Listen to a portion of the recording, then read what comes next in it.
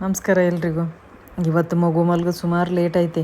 ದೇವ್ರ ದೀಪ ಹಚ್ಚೋದು ಹಾಗೆ ಲೇಟ್ ಐತಿ. ಈಗ ಒಂದು ಬೇಗ ಹೋಗಿ ಬಂದು ದೇವ್ರ ಮನೆ ಕ್ಲೀನ್ ಮಾಡ್ಕೊಂಡು ಈಗ ದೀಪ ಹಚ್ಚೋಕ್ಕೆಲ್ಲ ರೆಡಿ ಮಾಡ್ಕೊಂಡೆ. 10 ಗಂಟೆ ಒಳಗೆ ಹಚ್ಕೊಂತಿದ್ದೈತಿ. ಇವತ್ತು 10 ಗಂಟೆ ದಾಟಿ ಹೋಯ್ತು.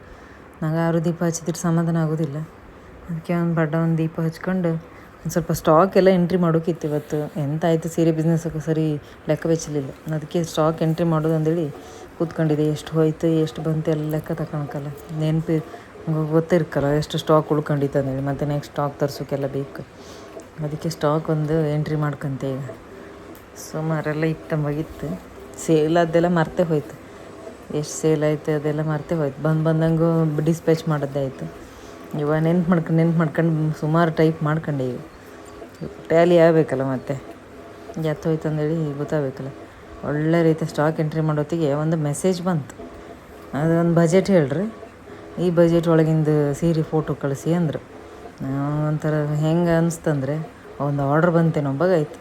ಕೆಲಸ ಅಲ್ಲೇ ಅರ್ಧಕ್ಕೆ ನಿಲ್ಲಿಸಿ ಲ್ಯಾಪ್ಟಾಪ್ ಎತ್ತಿ ಹಾಕಿದೆ. ಕಾಣಿ ಇದೆಯಂತ ಹೇಳಿ ಅವರಿಗೆ ಫೋಟೋ ಕಳಿಸೋದು, ಪಟ ಫೋಟೋ ಕಳಿಸೋದು. ಹೌದು, ಲಾಸ್ಟಿಗೆ ನಾನು ನಾಳೆ ಹೇಳ್ತೆ ಕಂದು ಅಡಿಲ್ಲ. ಇದೆಲ್ಲ ಬಿಸ್ನೆಸ್ಸೇ ಕಾಮನ್ ನಡೀತಿರತ್ತೆ, ಅಂತ ಮಾಡೋಕ್ಕಾತಿಲ್ಲ. ಇದನ್ನು ಸೀರೆ ಮಾಡಿಸಿಟ್ರ ಮೇಲೆ ಮತ್ತೆ ಸ್ಟಾಕ್ ಎಂಟ್ರಿ ಮಾಡೋ ಮನಸ್ಸೇ ಇಲ್ಲ. ನಾನು ಸ್ಟೋರಿ ಎಡಿಟ್ ಮಾಡಿ ಹಾಕೋದಂದೇಳಿ ಕೂತ್ಕೊಂಡೆ. ಸುಮಾರು ದಿನ ಆದಂಗಿತ್ತು ಸ್ಟೋರಿ ಬರೀದು. ದಿನಕ್ಕೆ 1 ಇಲ್ಲಿ 2 ಬರೀತಿದ್ದೆ. ಅಲ್ಲಿದ್ದರೂ ಬೇಜಾರು ಮಾಡ್ಕೊಂಡು ರೀಡರ್ಸು ನನಗೋಸ್ಕರ ವೆಯ್ಟ್ ಮಾಡ್ತಿರ್ತಾರಲ್ಲ, ಅವರಿಗೂ ಬೇಜಾರು ಮಾಡೋದಲ್ಲ ಅಂದೇಳಿ ನಾನು ಬರೆದಿಟ್ಟಿದ್ದನ್ನೆಲ್ಲ ಕಂಪ್ಲೀಟ್ ಮಾಡಿ ಹಾಕಿದೆ. ಒಂದು ಸ್ಟೋರಿನ ಹಾಕಿದೆ ಇವತ್ತು, ಸಮಾಧಾನ ಮಾಡ್ಕೊಂಡ್ಲಿ ಅಂದೇಳಿ. ಎಂತ ಮಾಡೋದು, ಬ್ಯುಸಿ ಇರ್ತೆ.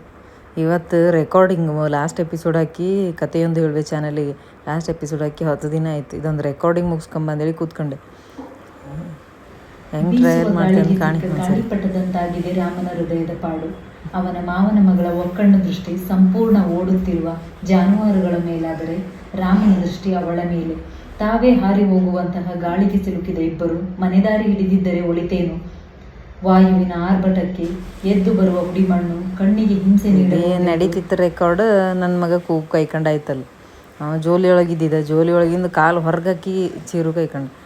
ಎಂತ ಮಾಡೋದು, ರೆಕಾರ್ಡ್ ಅದಕ್ಕೆ ನಿಲ್ತೆ. ಎಪಿಸೋಡ್ ಮತ್ತೆ ಲೇಟ್ ಹತ್ತೇನು. ಅಲ್ಲೆಲ್ಲ ಮಕ್ಕಳು ಬೈತಿದ್ದು ನನಗೆ, ಎಪಿಸೋಡ್ ಹಾಕೋದಿಲ್ಲ ಎಂತ ಇಲ್ಲ, ಇಷ್ಟು ದಿನ ತಕ್ಕಂದ್ರೆ. ಲಾಸ್ಟ್ ಟೈಮ್ ನಾ 6 ತಿಂಗಳು ನಿಲ್ಲಿಸಿದೆ ಇತ್ತು ಪಾಪ. ಆದರೂ ವೆಯ್ಟ್ ಮಾಡಿ ಮತ್ತು ಅಷ್ಟೇ 1,000 ಜನನೇ ಕೇಳಿಸ್ಕೊಂಡ್ರಿ ನನ್ನ ಸ್ಟೋರಿನ. ಖುಷಿ ಆಯ್ತು. ಉತ್ತರ ಕರ್ನಾಟಕ ಭಾಷೆ ಕೇಳೋದಂದರೆ ಎಲ್ರಿಗೂ ಒಂದು ಸ್ವಲ್ಪ ಖುಷಿ. ಯಾಕಂದರೆ ಅಲ್ಲಿ ಸ್ಟೋರಿ ಬರೋದು ಅರ್ಥ ಇದ್ದಿದ್ದರೆಲ್ಲ ಕೇಳ್ತಿದ್ರು ಸ್ಟೋರಿನ. ಇವತ್ತು ಇಷ್ಟೇ ಆದ್ದಕ್ಕ ಬತ್ತೆ. ಬಾಯ್.